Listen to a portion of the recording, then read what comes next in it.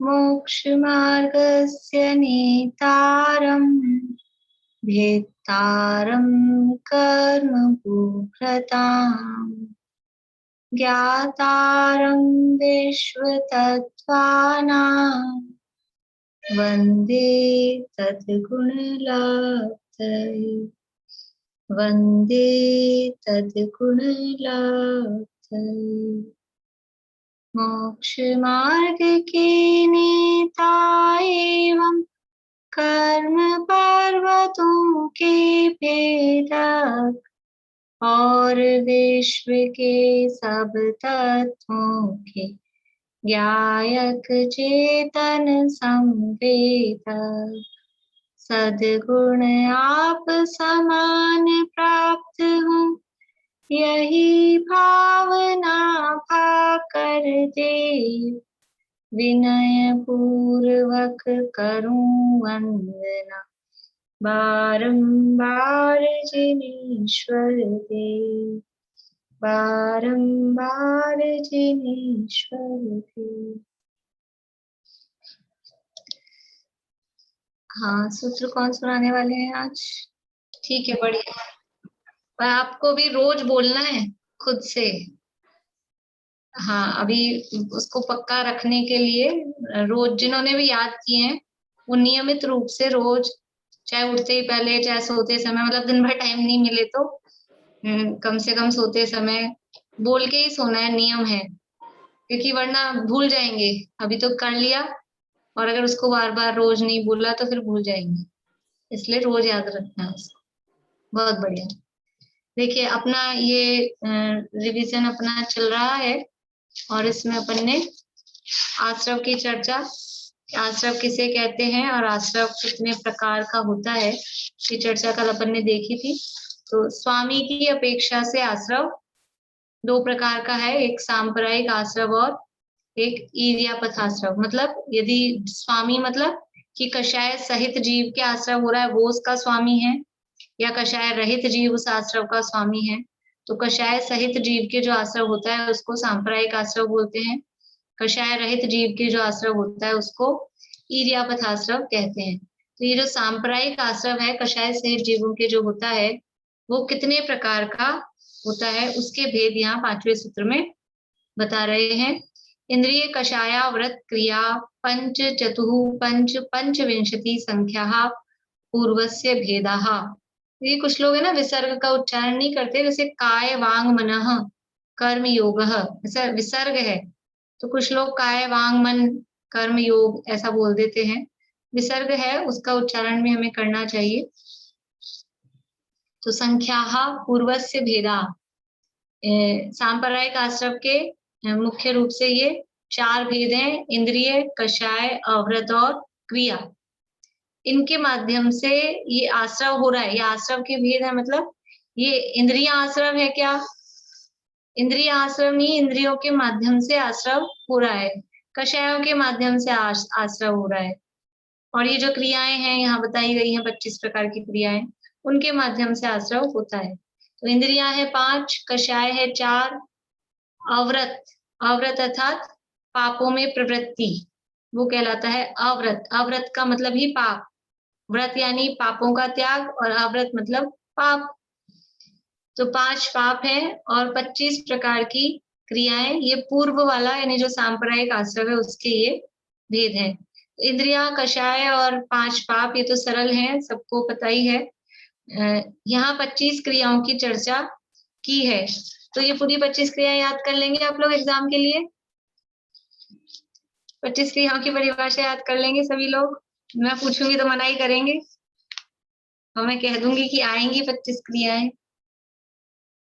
देखिए, तो इनमें से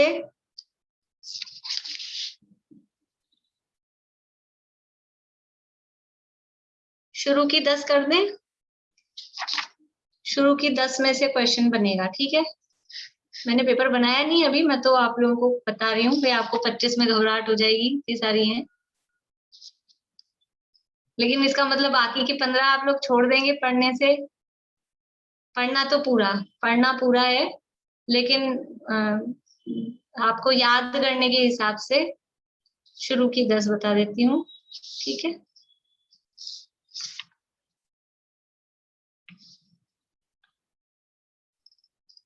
ये 25 प्रकार की क्रियाएं, ये इसी में से आप लोग पढ़ लेना। इसको अपन पूरा भी एक एक को बताएंगे समझाएंगे तो टाइम अपना पूरा जाएगा। उसमें जो परिभाषा लिखी है उतनी ही आपको देखनी है, और आपको लिखने को तो आएगी नहीं, परिभाषा लिखो ऐसा तो प्रश्न आएगा नहीं। इसलिए आप उसको अच्छे से 5-5 बार पढ़ लेंगे तो आपको माइंड में सेट हो जाएगा, याद हो जाएगा। तो बस आपको तो वो बटन दबाना है और तो कुछ करना है नहीं। लिखना तो सारा मुझे ही है, एग्जाम तो मेरा ही है ना। हम लोगों को तो बटन दबाना है खाली। ठीक है,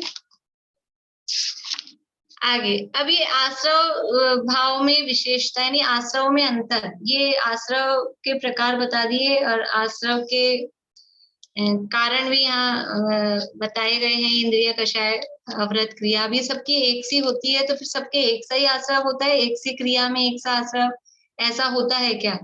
आश्रव में फर्क भी पड़ता है क्या? या सभी जीवों के एक सा ही आश्रव होता है? ऐसा शंका मन में उठती है, तो उसके लिए यहाँ पर बता रहे हैं। बोलिए रजनी जी। ये अविरति और अव्रत एक जैसे थोड़ी हुए? हाँ, अविरति कहें या अव्रत कहें एक ही बात है। दोनों व्रतों एक ही का बात अभाव, होगी। हाँ, व्रतों का अभाव वो अविरति है। तो आश्रव में अंतर किस कारण से पड़ता है, उसके लिए कहा तीव्र मंद ज्ञाता ज्ञात भावाधिकरण वीर्य विशेषेभ्य तद विशेष। तद यानी उन आश्रवों में, विशेष यानी विशेषता यानी अंतर भेद किस कारण से पड़ता है? तीव्र भाव, मंद भाव, ज्ञात भाव, अज्ञात भाव, ये 4 शब्द हैं, उनके आगे लगा है भाव। तो भाव शब्द को चारों के साथ लगाना है, तीव्र मंद ज्ञात अज्ञात। भाव कैसे चल रहे हैं? तीव्र भाव हो रहे हैं किसी भी रूप चीज के, जो परिणाम है, हिंसा के परिणाम है, तो तीव्र है कि मंद है। ज्ञात है, जानबूझकर की जा रही है, या अज्ञात अनजाने में हो रही है। तो तीव्र भाव, मंद भाव, ज्ञात भाव, अज्ञात भाव से वो आश्रव में फर्क पड़ता है। कोई काम, कोई पाप चला के किया जाए, जानबूझकर किया जाए, ये तो समझ में आता है हमको।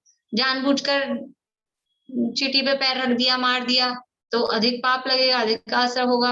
और अनजाने में हुआ, गलती से हुआ, चाहते तो नहीं थे, तो उसमें कंपैरेटिवली कम पाप लगेगा। तो ये तो हर बार ऐसा नहीं है, कभी कभी ऐसा होता है कुछ चीजों में, यदि हमें पता है, हर बार ऐसा अपन माने कि जान कर करने में पाप अधिक है और बिना जाने करने में पाप कम है, ऐसा नहीं है। जैसे कि आ, हमें पता है किसी चीज में, ये कोई वस्तु है, इसको खाने में दोष है, ये नहीं खानी चाहिए, हमें पता है फिर भी हम खा रहे हैं। इस एक कंडीशन में दोनों बातें हो सकती है, कि हमें पता है कि ये अभक्ष्य है, दोषयुक्त है, इसमें जीवों की हिंसा होती है, फिर भी हम खा रहे हैं, तो उसमें तीव्र भाव भी हो सकता है, हमें आसक्ति अधिक है, फिर खा रहे हैं, तो उसमें अधिक आश्रव होगा।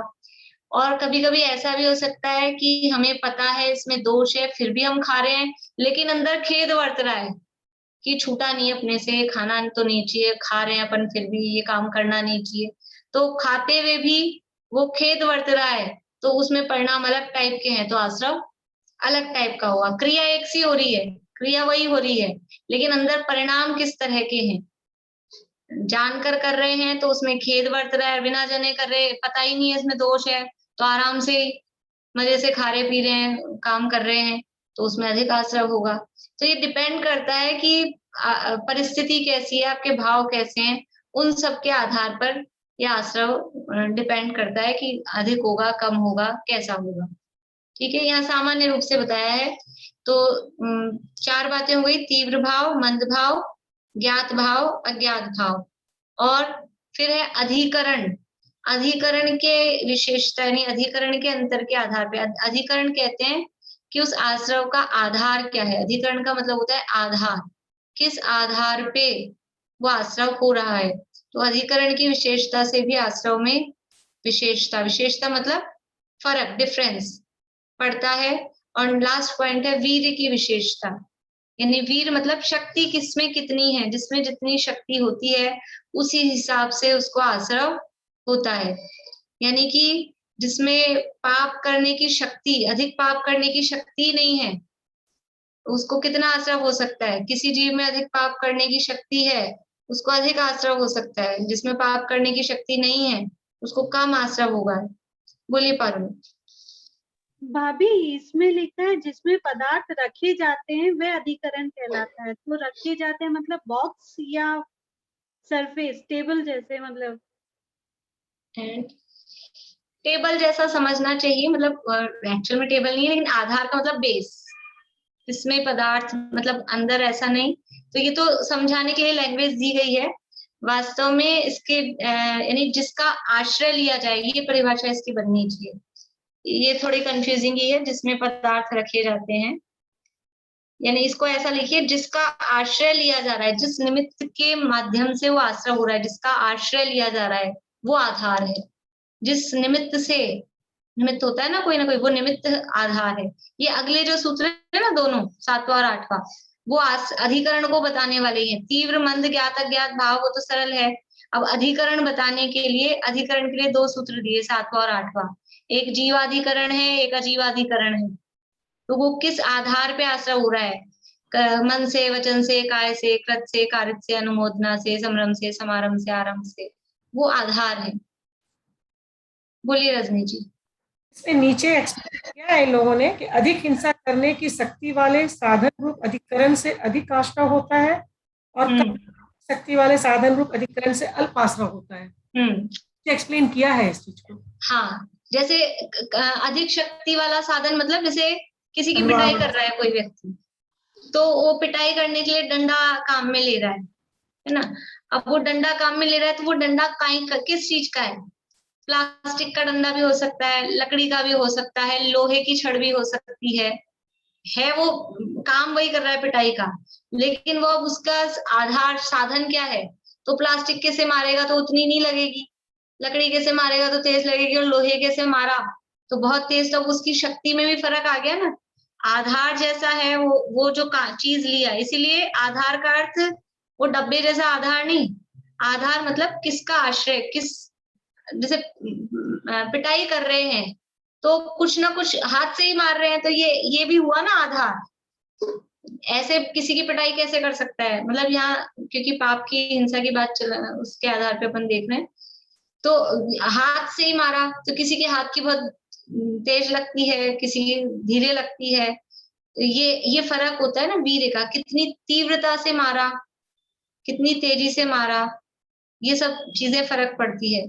तो वो उस आधार पे, जैसे ये मार में फर्क पड़ता है, उसके लगने में फर्क पड़ता है, वैसे ही वो आश्रव में भी उस तरह से फर्क पड़ता है। तो वीर्य के आधार पे कैसे फर्क पड़ेगा आश्रव में, कि जैसे एक इंद्रिय आदि जीव हैं, एक इंद्रिय जीवों की ताकत ही कम है। पाप करने की ताकत है क्या एक इंद्रिय जीवों की?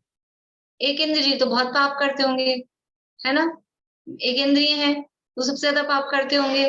क्या पाप करते हैं? एक इंद्रिय जीव नरक में जा सकता है? नहीं जा सकते। तो एक इंद्रिय में इतना ताकत नहीं है, इतना वीर्य नहीं है कि वो नरक में जा सके। तो ये वीर्य की विषय, मतलब उसको आश्रय होगा तो कौन सा होगा? नरक गति का होगा क्या? नरक आयु बंधेगी क्या उसको? नहीं बन सकती है। तो ये वीर्य पंचेंद्रिय है, असैनी पंचेंद्रिय है, तो उसमें कितना पाप करने की ताकत है? असैनी पंचेंद्रिय में इतना ही पाप करने की ताकत है कि पहले नरक में जा सके। असैनी पंचेंद्रिय में इतना पाप करने की ताकत नहीं है कि दूसरे तीसरे चौथे पांचवे छठे सातवें में जा सके। इतनी उसमें ताकत है। तो ये वीर्य की विशेषता, उसमें ताकत कितनी है, किस तरह का है, ऐसे ऊपर समझ लेना, पुण्य करने की समझ लेना, स्वर्गों में जाने की। केंद्रीय फिर कि कितनी ताकत, मतलब वो मरकर क्या हो सकता है, ये मुझे को मनुष्य तिरंज। एक इंद्रिय मर के तेगवती में भी नहीं जाते, नरक में भी नहीं जाते, तो मनुष्य तिरंज बन सकते हैं बस। मनुष्य बन सकता है? हाँ, मनुष्य तो बन सकता है, मनुष्य तो बन सकता है, मनुष्य तिरंज बन सकते हैं।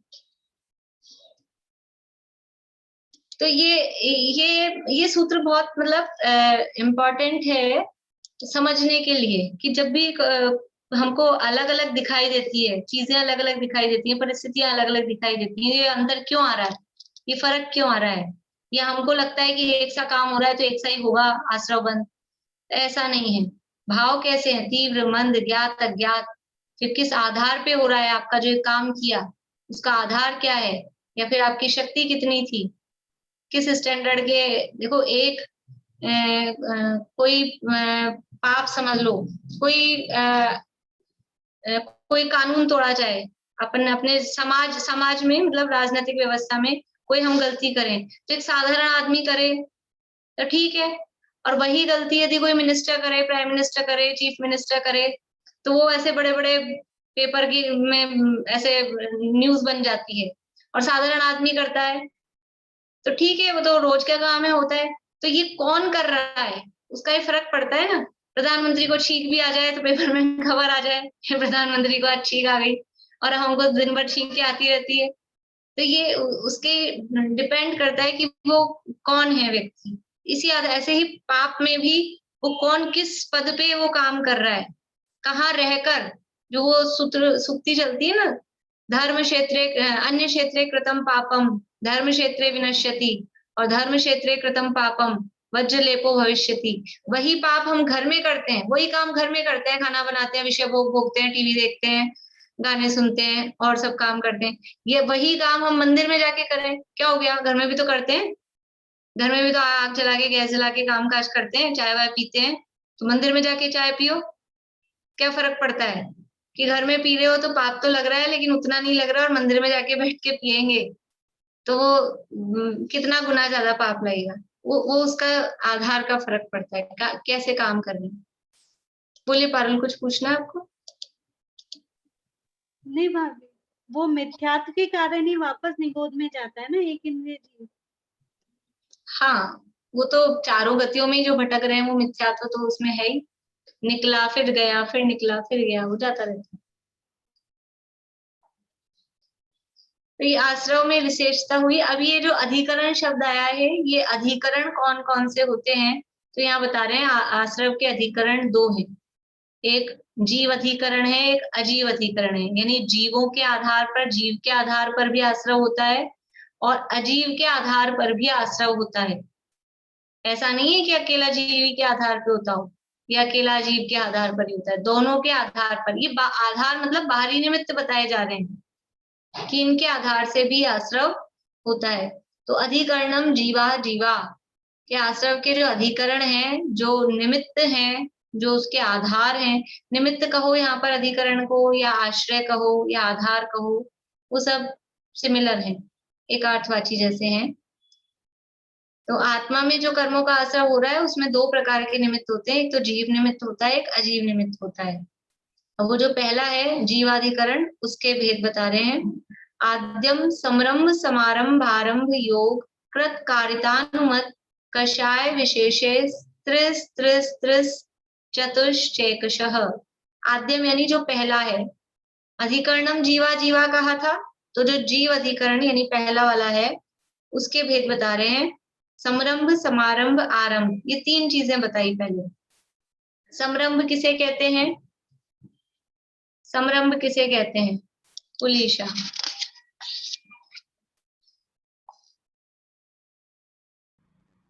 किसी काम को करने के लिए निर्णय लेना, या मतलब उसको करने के लिए संकल्प लेना। कोई काम को करने के लिए हमने डिसीजन ले लिया, भी करना है, ऐसा सोच लिया, तो वो कहलाता है समरंभ। फिर समारंभ, बोलिए पाल। भाभी, उस कार्य को पूरा करने के लिए सामग्री वगैरह सामान इकट्ठे करना। हाँ, सामान इकट्ठे का, पहले हमने कोई भी काम होता है तो ऐसे होता है ना, पहले हम डिसीजन करते हैं शाम को क्या बनाना है भोजन में। हमने डिसाइड तो किया नहीं और वैसे ही निकालने लग गए सब्जी, और फिर बिना सोचे ही कि हमको घिया बनाना है। ऐसा थोड़ी ना होता है, चाहे लास्ट में करो, कभी भी करो, फाइनली डिसाइड तो होता है। तो डिसाइड जो किया वो समरंभ, और फिर हमने निकाल लिया बाहर, सब व्यवस्था जुटाई उसकी सामान, वो हो गया समारंभ। और फिर आरंभ, जो काम शुरू कर दिया, उस काम को शुरू कर दिया। हाँ, वो काम चालू कर दिया, वो कहलाता है आरंभ। तो समरंभ समारंभ आरंभ यानी हम काम का संकल्प कर रहे हैं, फिर उसकी सामग्री जुटा रहे हैं, और हमने चालू भी कर दिया है। ये सब ये आश्रव के आधार बता रहे हैं, इनके निमित्त से आश्रव होता है। और यहाँ ये जो चर्चा चल रही है, आश्रव में यदि भी दोनों प्रकार के आश्रव है, पुण्य का भी और पाप का भी, दोनों में ही लागू पड़ेगी। फिर भी यहाँ मुख्यतः बात चल रही है वो पाप के आश्रव की अपेक्षा से मुख्य रूप से चल रही है। तो भले ही हम करें नहीं, लेकिन हमने डिसाइड कर लिया आज तो मैं उसकी पिटाई ऐसी करूंगी, तो ये खाली डिसाइड कर लिया, तो वो हमने सोचा है, करने वरने वाले नहीं है, की भी नहीं, लेकिन सोच लिया ना, निर्णय कर लिया, समरंभ हो गया, आश्रव हो गया। फिर हमने कोई साधन भी जुटा लिए कि ऐसे ऐसे करेंगे, तो वो करी नहीं, साधन ही जुटाए हैं, तो भी समझ ले। तो पिटाई की बात तो ऐसे है, लेकिन बहुत सारे ऐसे होते हैं ना, घर में चींटियां आती हैं या और भी जीव जंतु होते हैं, तो हम सोच लेते हैं अब तो बहुत हो गया, परेशान हो गए, आज तो हम ये वो छिड़क देंगे दवाई, ये जो भी कुछ भी, तो ये हमने निर्णय कर लिया, तो वो निर्णय करते ही आश्रव पाप का।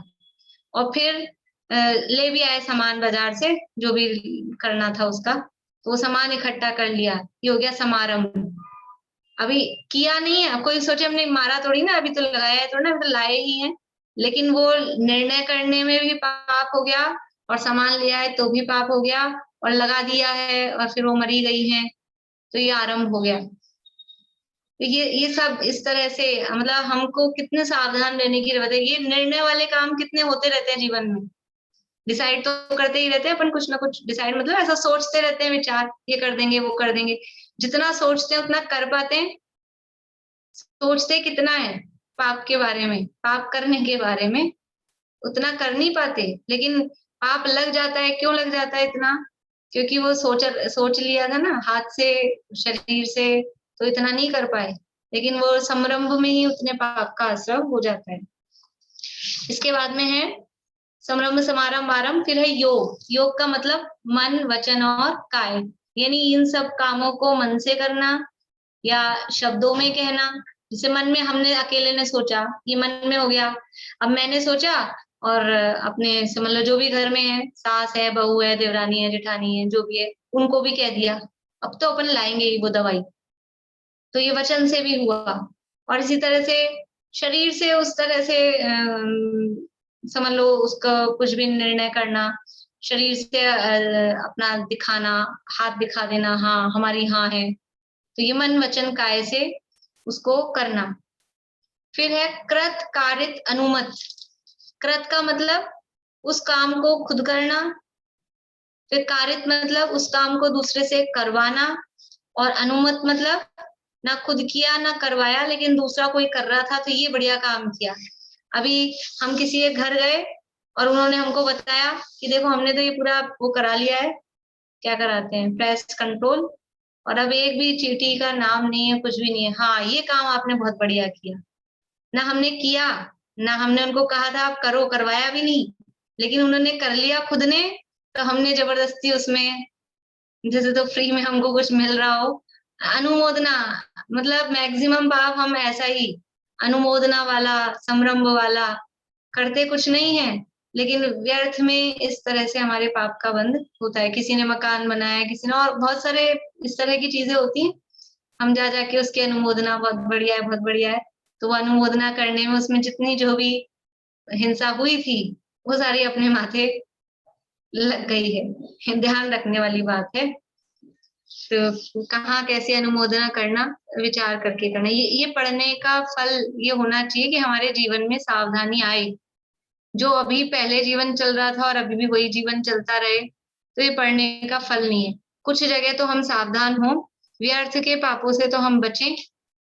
जो अब गृहस्थी में रहते हैं, जो होते हैं, वो तो एक अलग बात है, लेकिन जो व्यर्थ के पाप जीवन में हो रहे हैं उनसे तो कम से कम हम बच जाएं, ये प्रकरण को पढ़ के, तो हमारा पढ़ना कुछ सार्थक हो जाएगा। देखिए, तो समरंभ, समारंभ, आरंभ, योग, समरंभ, समारंभ, आरंभ 3, योग 3, और कृत, कारित, अनुमत, ये 3, और फिर है इन सबके साथ में 4 कषाएं, इनके साथ में क्रोध, मान, माया और लोभ, ये सब आपस में इनको गुणा करते हैं। मतलब मन से करना, मन से कराना, वचन से करना, वचन से कराना, मन से कृत, मन से किया, मन से कराया, मन से अनुमोदना की, फिर मन से क्रोध किया, मन से मान किया, ऐसे चारों में इस तरह से आपस में इसको अप्लाई करते हैं। तो ये 108 प्रकार के जीवाधिकरण हो जाते हैं। बोलिए शशि जी। जैसे आपने जीव आश्रम में संभ्रम समारंभ आरंभ बताया, तो प्रत्यारित अनुमोदन अजीव आश्रम में लिखा जाए कि नहीं, उसी में जीवाश्रम के भेद हैं, जीवाश्रम के ही भेद हैं, सब जीवाश्रम। अजीव आश्रम का क्या है? अजीवाश्रम का सूत्र अलग है ना, निर्वर्तना निक्षेप संयोग अच्छा अच्छा, वो अजीव आश्रम, वो सूत्र ही अलग है। हाँ, ये जो पूरा सूत्र है जीवाधिकरण का, जीवाधिकरण बताने वाला सूत्र है कि जीव के आधार से किस तरह से पाप होते हैं। तो ये 108 प्रकार से पाप, और इन 108 प्रकार से जो पाप करते हैं उनसे बचने के लिए ही माला में वो 108 मणिये होते हैं। ऐसा कहा जाता है कि हम इस तरह से इन पापों से बचें। अब है आगे अजीवाधिकरण। निर्वर्तना निक्षेप संयोग निसर्गा द्वि चतुर द्वि त्रिभेदः परम। परम यानी दूसरा, पहले में लिखा था आद्यम, इससे ऊपर वाला सूत्र था अधिकरणम जीवा जीवा। तो दो प्रकार के अधिकरण बताए, जीव अधिकरण और अजीव अधिकरण। उसमें से आद्यम यानी पहला था जीवाधिकरण, उसके बता दिए 108 भेद। अब कह रहे हैं परम, परम यानी लास्ट वाला यानी दूसरा जो भेद है। दूसरा भेद कौन सा है? अजीवाधिकरण। तो अजीवाधिकरण के भेद कौन से हैं? निर्वर्तना, निर्वर्तना कहते हैं रचना करने को, रचना करने को निर्वर्तना कहते हैं। फिर है निक्षेप, निक्षेप का मतलब है रखना। संयोग, संयोग का मतलब है मिलाना। और निसर्ग, निसर्ग का मतलब है प्रवृत्ति करना। ये चार बातें, ये अजीव के आधार से किस तरह से आश्रव होता है, तो उसमें चार बातें बताई। निर्वर्तना यानी रचना करना, उत्पन्न करना, बनाना कहें, वो कहलाती है निर्वर्तना। ये भी दो प्रकार की है, मूल गुण निर्वर्तना या उत्तर गुण निर्वर्तना। ऐसे दो प्रकार की होती है, मूल गुण निर्वर्तना और उत्तर गुण निर्वर्तना। जैसे कि हमने इस तरह का कुछ थे तो अजीव, अजीव मतलब पुद्गल, जैसे दालें हैं, अनाज है, जो भी है वो पौद्गलिक है, जड़ अजीव है अभी। और उसमें हमने कुछ इस तरह का किया, हमने असावधानी की कि उसमें जीवों की उत्पत्ति हो गई। यहाँ कह रहे हैं मन वचन काय प्राण और अपान यानी श्वासोच्छ्वास की रचना जिससे हो जाए, इस तरह का हमने कुछ काम कर दिया। गीलापन छोड़ा, उसमें नमी छोड़ी, गीले हाथ लगा दिए, गीले सी में हाथ थे, अच्छे से पहुंचे नहीं, और बर्नी में मुट्ठी डाल के दाल निकाल ली। अब वो जो गीले हाथ की वो थी बारिश के मौसम में सीम, वो उसमें रह गई, अब बंद करके रख दिया, फिर क्या होता है, उसमें इली पड़ गई है, जीव पड़ गए हैं, लगता है जीव कैसे पड़ गए। तो ये हमने निर्वर्तना कर दी, जो जीवों की उत्पत्ति के लिए हमने एनवायरमेंट उनको दे दिया। और भी इसी तरह के, कहीं कुछ टपक गया है, कुछ गिर गया है, तो हाथों हाथ उसको साफ नहीं किया, वो वहां पर जीव पैदा हो गए हैं, चींटियां वगैरह आ गई हैं। तो इस तरह से ये मूल गुण निर्वर्तना। और दूसरा है उत्तर गुण निर्वर्तना, मतलब कागज पे हमने चित्र बनाए, पशु का, पक्षी का, इस तरह का कागज पे, कपड़े पे चित्र बनाए, फिर उनको मिटाना, फाड़ा, तोड़ा मरोड़ा, ये जो भी किया, तो वो उत्तर गुण निर्वर्तना के अंतर्गत है। तो अजीब, लेकिन उसको फाड़ना करना वो सब दोषयुक्त होता है, आश्रव का कारण बनता है। बोलिए ईश्वर। भाभी ये 108 प्रकार करेंगे आश्रम के, तो इसके अंदर बाकी तो सारे हमारे मन वचन, मन में, मन से रिलेटेड और हमारे जीव से रिलेटेड ही है। लेकिन एक अनुमोदना ही ऐसी चीज है जो आप दूसरे के लिए करते हो तो भी आपको आश्रम बन रहा है। और वो तो बाकी तो फिर भी कंट्रोल कर लो आप, अनुमोदना कैसे छूटेगी? वो अनुमोदना भी दूसरे के लिए नहीं कर, वो कर तो खुद ही रहे ना, कोई जबरदस्ती तोड़ना वो कहता है आप अनुमोदना करो। अभी मान लो किसी ने आपको दिखाया, जैसे वही उदाहरण अपन ले कि उसने आपको बताया कि हमने प्रेस कंट्रोल करा लिया, तो कोई जबरदस्ती वो कह रहा है आप कहो कि बहुत बढ़िया किया, वो तो नहीं कहता है। आप सुन के चुप भी रह सकते हो, और अंदर ये भी खेद खिन्न भी हो सकते हो कि अरे इतने जीवों की हिंसा हो गई होगी इसमें। ये तो इसमें तो अपन स्वतंत्र है ना, अपने अंदर मन में विचार करने में। तो ये हम जबरदस्ती थोड़ी ना कि हम उसकी बढ़िया बड़ा उसको पीठ थपथपाएं, ये तो जरूरी नहीं है। इसलिए मतलब बहुत कम जगह ऐसी होती है कि जहाँ हमको जबरदस्ती अनुमोदना करनी है। ये तो हम करते ही हैं खुद ही, कि वो क्या सोचेगा सामने वाला, ये अपने लिए ही हो रही है। ये हम अपनी समझ लो मान कषाय या जो भी कषाय के वशीभूत होकर कि वो सामने वाला क्या सोचेगा। कोई कुछ नहीं सोचता है, आपने हाँ बोला ना बोला सब भूल-भाल जाते हैं कुछ नहीं है। बोलिए रेखा जी। जैसे किसी ने अच्छा काम किया है, विश्वलक्षण व्रत किए या कुछ किए, हमने उसे बोला कि बहुत अच्छा किया, तो ये तो ठीक है। हाँ, अच्छे काम की तो करनी है, अच्छे काम की तो अनुमोदना करनी चाहिए, खराब काम की, पाप की अनुमोदना नहीं करनी है। जो अच्छा काम है, अब आप लोग याद करते हैं तो अनुमोदना, मैं तो कहती हूँ आप लोगों को सबको अनुमोदना करनी चाहिए, जिन्होंने याद किया, उन्होंने कुछ अच्छा काम किया, और मन में सोचना चाहिए कि हम नहीं कर पाए, हम भी करें। कम से कम हम याद नहीं कर पाए, अनुमोदना ही कर लें कि इन्होंने याद किया तो अच्छा काम किया। और किसी के अच्छे काम को देख के ईर्ष्या कर लें तो क्या होगा, उससे पाप और बन जाएगा।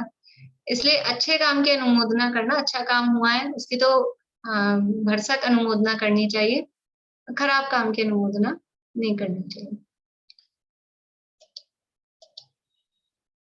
तो ये निर्वर्तना हुआ। निर्वर्तना में जो मतलब इसमें किस तरह से आश्रय हो रहा है कि हम जो जड़ अचेतनों के आधार पर भी कितनी हिंसा, यानी इस तरह के कपड़े होते हैं, चप्पल जूते होते हैं, और भी चीजें होती है जो हम काम में लेते हैं, जिनमें फिगर बने हुए होते हैं, स्त्री के, पुरुष के, कार्टून, और भी पशु पक्षियों के, मोर बने हैं, मेहंदी मंडवाते हैं तो उसमें वो मोर बना लेते हैं। फिर क्या होता है, फिर वो धुलता रहता है, फिर कभी वो उसकी ये साफ हो गई, उसकी वो साफ हो गई। या और खाने पीने की चीजों में तो कदापि इस तरह के आकार, बिल्कुल सैलेड वगैरह बनाते हैं तो वो ऐसा पशु पक्षियों के आकार के सैलेड बनाए जाते हैं, लेकिन वो तो उसमें तो साक्षात मांसाहार का ही दोष लग जाता है। तो खाने पीने की कोई भी चीज हो, बिस्किट वगैरह कुछ बना रहे हो, सब आते तो हैं, मोल्ड उसके सांचे आते हैं, तो आप चाहे जो शेप बना लो, लेकिन वो बहुत ज्यादा दोषयुक्त होती है क्योंकि उसमें भाव वैसे ही चलते हैं। अपने यहाँ तो आटे का मुर्गा बनाकर बलि चढ़ाई तो कितने कितने भावों तक वो दुख भोगे। इसलिए उस आकार का भी निषेध किया जाता है, भले ही अजीब में कि हमने कोई सच्ची का थोड़ी ना खाया है, लेकिन भाव वैसे ही होते हैं। अपने यहाँ तो इतना है कि रंग, पुराने जमाने में जैसे तरबूज, मतीरा नहीं खाते थे कुछ लोग, आप लोगों के होंगे घर में ऐसे बुजुर्ग, कोई दादी जी वगैरह, तरबूज नहीं खाते थे। क्यों? क्योंकि वो एकदम ऐसा लाल ऐसा होता है कि उसको देखते ही कुछ और वो दिखता है। तो जबकि वैसा ऐसा कोई दोष नहीं है, वो है भी नहीं, लेकिन फिर भी जिसको देख के भाव खराब होते हों, ऐसी चीज का निषेध किया जाता है। तो फिर अगर आकार ही वैसा बना दिया जाएगा तो भाव आएंगे कि नहीं आएंगे कि मैं मछली खा रहा हूँ, कि अगर ऐसे ऐसे आकार बना दिए जाएंगे। भिंडी नहीं खाते क्योंकि उसमें वो छिपकली जैसा लगता है उनको, कई लोग भिंडी नहीं खाते इसलिए। हाँ, तो वो यानी आकार के आधार पर भी, रंग के आधार पर भी जो निषेध किया गया है, भावों के से बचाने के लिए हम लोग बड़े बनाते हैं, बड़े डोसा, तो उसके साथ क्या बनाते हैं, उसके साथ हम दाल बनाते हैं, क्योंकि वो जो बनता है ना, वो जो लोग आप सब बोलते हैं, वो तो एक पशु का नाम होता है, तो वो हम नहीं बनाते हैं, उसके साथ हम दाल बनाते हैं। दाल बनानी चाहिए, दाल ही बोलनी चाहिए, दाल ही तो है, और क्या है, दाल ही तो है। अब उसके साथ जो वो नाम बना रखा है, वो नाम भी नहीं लेते हम, क्योंकि वो सब ये हिंसक, यानी ये जो है ना निर्वर्तना, ये अजीब अधिकरण, उसमें उसका दोष लगता है। इसलिए ऐसे नाम भी, ऐसे शब्द भी, चाकू से काटना नहीं बोलते हैं, सब्जी संवारना, सब्जी सुधारना, बंदारना, ये शब्द हमारे यहाँ काम में लिए जाते हैं। जैसे जैनी लोग कईयों को मैंने देखा तोतापुरी कैरी आती है वो नहीं खाते, मेरे ख्याल से वो नाम की वजह से ही नहीं खाते होंगे। हाँ, नाम भी, उसकी शेप भी वैसी होती है ना यूं। हाँ, तोतापुरी कैरी नहीं खाते। हाँ, इसलिए देखिए, तो ये हो गया निर्वर्तना। इसके बाद में है निक्षेप। बोलिए। नहीं, भूल से हो गया। ठीक, निक्षेप किसे कहते हैं? रखना, कि हम अजीब मतलब जड़ पुद्गल, ये जो चीजें हैं हमारी, समझ लीजिए बर्तन है, कपड़े हैं, मोबाइल है, टेबल कुर्सी, ये सब अजीब, घर में जो भी सामान है, जड़ है, अचेतन है, लेकिन फिर भी इनको हम कैसे उठारे रख रहे हैं, उसके आधार पर भी, उस भले ही जीव मरे या ना मरे, देखो, हमने चौकी किसकाई, मंदिर में गए, चौकी किसकाई, दरी किसकाई, चटाई किसकाई, तो एक भी जीव नहीं मरा, लेकिन पाप लगेगा कि नहीं लगेगा? यदि हमने बिना देखे वो उसको यूं क्यों खिसका लिया, तो हमने तो नहीं देखा था ना, वो तो बाई चांस वहां जीव नहीं थे तो नहीं मरे, लेकिन होते तो मर ही जाते। तो ये अजीव के आधार पे हम उसको कैसे उठारे रख रहे हैं, तो निक्षेप, तो इसमें भी ये 4 भेद हैं। अप्रत्यवेक्षित यानी बिना देखे ही किसी वस्तु को रख दिया, बिना देखे रख दिया, वहां जीव थे, मर गए। दुष्टता पूर्वक असावधानी से, ऐसे गुस्से में जब चला के ऐसे रखा असावधानी में, तो वहां, और वैसे भी बहुत सारे जीव तो ऐसे होते हैं जो हमको दिखते नहीं है, होते हैं वहां जीव, हमको तो मोटी मोटी चींटियां वीटियां ही नहीं दिखती हैं, तो वो और जो उससे छोटे होंगे वो तो कहना ही क्या है। फिर है डर के मारे छूट गया, डर से कुछ काम कर रहे हैं तो हड़बड़ी में ऐसा किया, सहसा निक्षेप, जल्दीबाजी में या डर के कारण कुछ किया। और फिर है अनाभोग, अनाभोग का मतलब है कि बिना देखी बिना साफ की हुई जमीन पर, और इसका और विशेष अर्थ ये है कि जो वस्तु जहां रखनी चाहिए, घर में हर चीज का एक प्लेस होता है, एक जगह होती है, तो जो वस्तु की जो प्लेस है जहां रखनी चाहिए उसको वहीं रखना। यदि इधर उधर रखते हैं तो खुद भी परेशान होते हैं, खुद का भी समय खराब होता है, और अगर और लोग भी घर में काम करते हैं तो उनका भी समय खराब होता है, वो परेशान होते हैं। तो इसलिए ये रखने के संबंध में, कोई वस्तु को कहाँ रखना, कि जिसकी जो जगह है जिस चीज की, उस चीज को उसी जगह पर रखना, ये भी एक मतलब नहीं तो नहीं रखते हैं तो आश्रम का कारण बनता है, ऐसा यहाँ पर बता रहे हैं। फिर है संयोग, संयोग का मतलब है मिलाना, अनेक वस्तुओं को मिला दिया, ठंडे में गरम, गरम में ठंडा, बासी में ताजा, ताजा में बासी, इस तरह से मिलाया।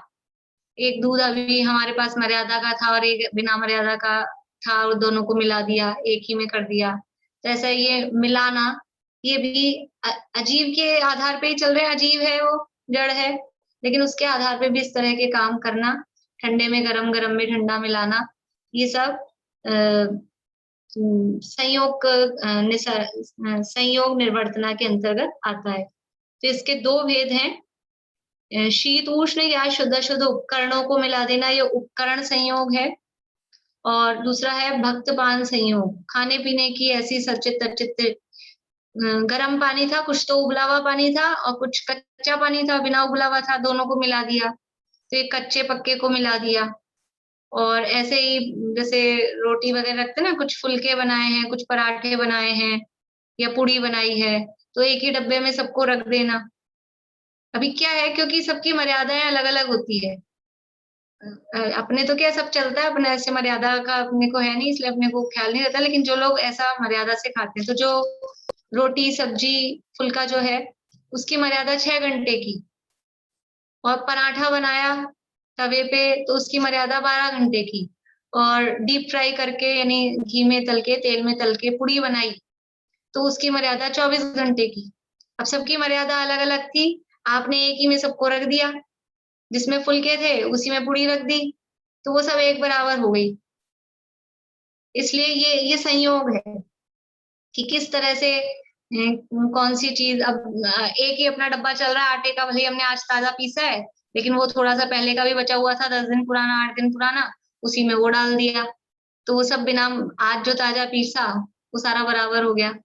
तो इस तरह से ये ध्यान रखना की बात, इस तरह से। तो ये खाने पीने की चीजों को मिला देना, भक्त यानी भोजन खाना, और पान यानी पीने की चीज, तो भक्त पान संयोग, और ठंडे गरम शुद्ध शुद्ध को मिला देना, बर्तनों को आपस में इस तरह से मिलाना, झूठे बिना झूठे, ऐसा विवेक नहीं रखना, या किसी पे अन्न के हाथ लगे हुए हैं, किसी पे अन्न के हाथ नहीं लगे हुए हैं, वो सब पुराने लेडीज करती थी, वो सबको ऐसा लगता था, सकरा वकरा शब्द यूज में लेते थे उसके लिए, लेकिन वास्तव में वो शास्त्रोक्त था कि किस में कैसे हाथ, इधर के उधर हाथ नहीं लगाना हर चीज में।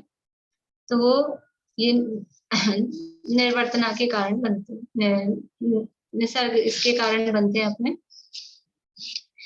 अधिकरण के। अब है आगे निसर्ग, प्रवृत्ति करने को निसर्ग कहते हैं। और ये प्रवृत्ति 3 प्रकार से होती है, मन से, वचन से और काय से। मन के माध्यम से, मन की दुष्टता पूर्वक प्रवृत्ति, क्योंकि यहाँ दुष्टता पूर्वक की बात इसलिए कर रहे हैं, विशेष रूप से पाप आश्रवों की चर्चा चल रही है, इसलिए मन में खोटे खोटे विचार लाते रहना, कुछ ही कुछ खोटा ही सोचता रहना, तो वो मनोनिसर्ग है। फिर वचन की दुष्टता पूर्वक प्रवृत्ति, जैसे ऐसे शब्द कहना, ले मर, ले खाके मर, ऐसा करके बोलेंगे, तो ये वचनों की दुष्टता पूर्वक प्रवृत्ति हुई। या फिर सब्जी काट दो, इसको काट दो, इसको, मतलब ऐसे जो शब्द हैं, इस खोटे शब्द, जैसे अभी और जो बात की ना मैंने, वो दाल नहीं बोल के वो बोलना, ऐसा, तो वो वचनों की दुष्टता पूर्वक प्रवृत्ति हुई।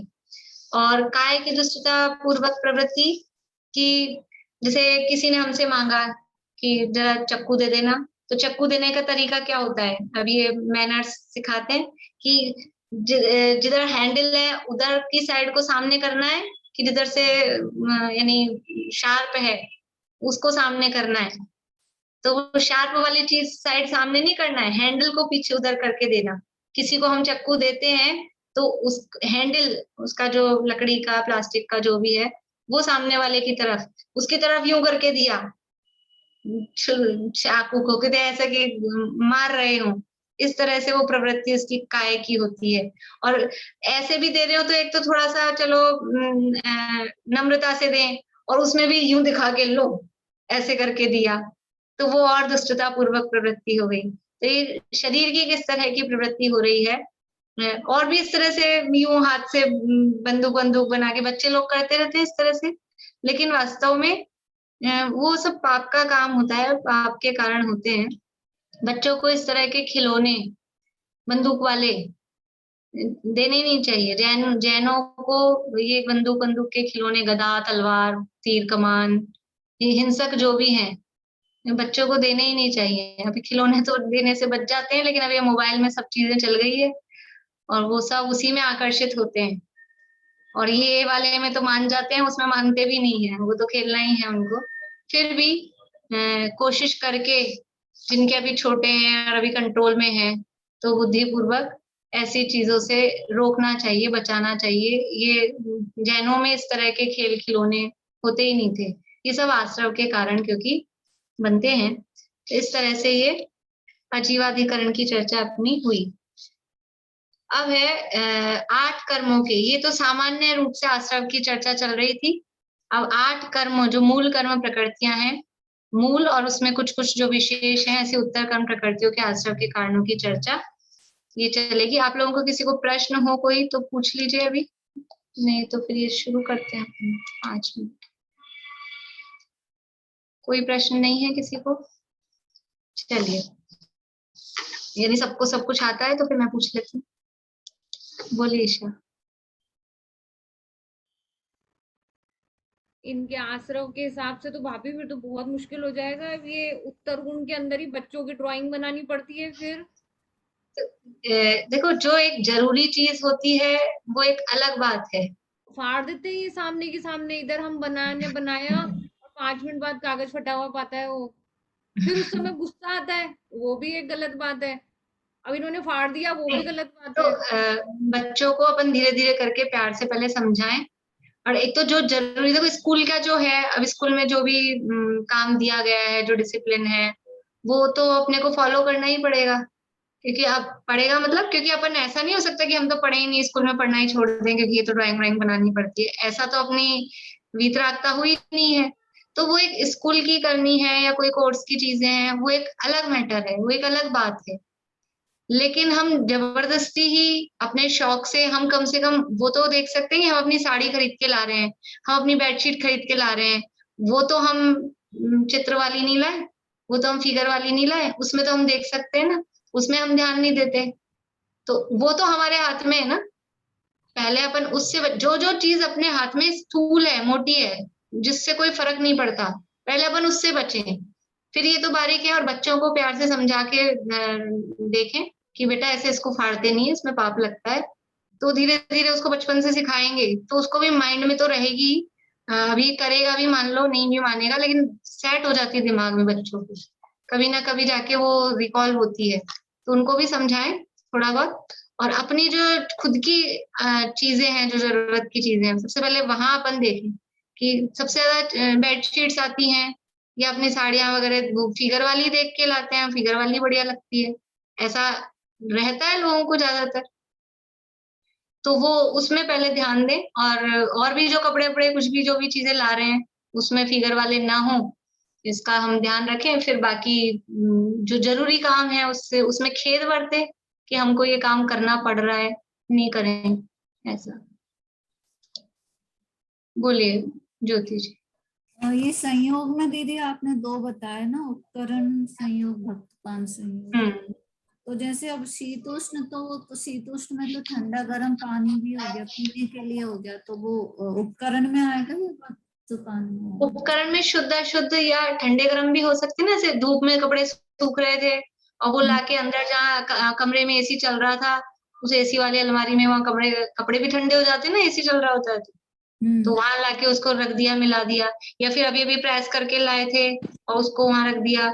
या फिर बाहर से रात में सूख रहे थे, वो ठंडे थे और आपने अंदर हीटर चल रहा था, वहां लाके रख दिया, जैसा ठंडा गर्म इस तरह से। और पानी का लेंगे तो वो तो भक्तपान में आ जाएगा। हाँ, या कोई गरम गरम चीज फ्रिज में रख दी या फ्रिज से निकालते ही गैस पे रख दी, इस तरह से भी वो ठंडा गर्म हो जाएगा। ठीक। बोलिए मधु भाभी। ज्यादा पाप जीवाश्रम में है ना, जीव अधिकरण में। देखिए, ज्यादा और कम के लिए तो पहले सूत्र कह दिया कि वो तीव्र मंद ज्ञाता ज्ञात जैसे भाव अपने हैं। और अधिकरण दोनों में दिया है, अधिकरण शब्द दिया है, वहां ये नहीं दिया कि जीवाधिकरण से हो रहा है या जीवाधिकरण से हो रहा है। फिर भी उसमें मेन बात तो परिणामों की तो है ही, कि परिणाम किस तरह के हो रहे हैं।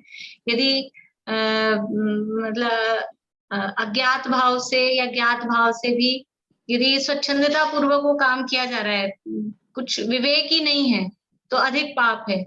और थोड़ा बहुत ज्ञान है और फिर थोड़ा बहुत अंदर विचार कर रहा है व्यक्ति कि नहीं ऐसा नहीं करना चाहिए, तो कम पाप लगेगा। वो डिपेंड उस पर करते हैं। बोलिए चित्रांटी। ये जैसे कपड़ों वाली बात जो कही आपने, तो नॉर्मल सी अपन धूप से कपड़े लाके तो रखते ही हैं, इसमें कैसे पाप वाली बात हुई? नहीं, पाप नहीं। देखो, ये तो आप लोगों ने देखा हो कभी गैर बारीकी से, तो मुनिराज भी होते हैं ना, तो वो धूप से छाया में जाते हैं तो अपने शरीर को पीछे से परिमार्जित करते हैं। छाया से धूप में आते हैं तो शरीर को पीछे से परिमार्जित करते हैं, क्योंकि योनियां अलग अलग, अपन ने दूसरे अध्याय में सूत्र पढ़ा है, योनियां 9 प्रकार की होती, ठंडी भी गर्म भी। तो धूप में जैसे वो वहां जो जीव थे, तो एकदम से ठंड में नहीं, थोड़ी देर आप ऐसी जगह भी होती ना घर में जहाँ नॉर्मल टेम्परेचर है, धूप से लाए तो थोड़ी देर उसको नॉर्मल होने दें, फिर रखें। ऐसा करें। और कर भी रहे हैं तो करते करते ख्याल में आए, खेद बढ़ते कि अरे ये हम नहीं करना चाहिए, तो आगे से ध्यान रहता है। हाँ, अभी कर भी दिया और फिर वो याद आ जाती है, तो फिर आगे से वो काम नहीं होता है, फिर धीरे धीरे वो रुकता है। ये तो रोजमर्रा में ही करते हैं, कपड़े लाके रखना। मतलब उसको ऐसा कर सकते हैं एकदम डायरेक्ट एसी वाली जगह, मतलब इतनी ठंडी जगह पे उसको नहीं लाए, नॉर्मल धूप से निकाल के लाए हैं तो नॉर्मल बाहर जहाँ पंखा नॉर्मल है समझ लो, ऐसी जगह पे लाके उसको थोड़ी देर रखते हैं, समेटते हैं, इतने में नॉर्मल हो जाते हैं। वो समेटेंगे रखेंगे इतने में तो। सूक्ष्म जीवों की वो हिंसा। हाँ हाँ। चलिए, अभी अब नेक्स्ट क्लास से अपन ये 8 कर्मों के आश्रव के कारणों की चर्चा अपन करेंगे। और आप लोगों की तैयारी अच्छी चल रही होगी, ऐसा मैं सोचती हूँ। आप लोग अच्छे से तैयारी करते रहें। चलिए, जिनवाणी स्तुति करते हैं।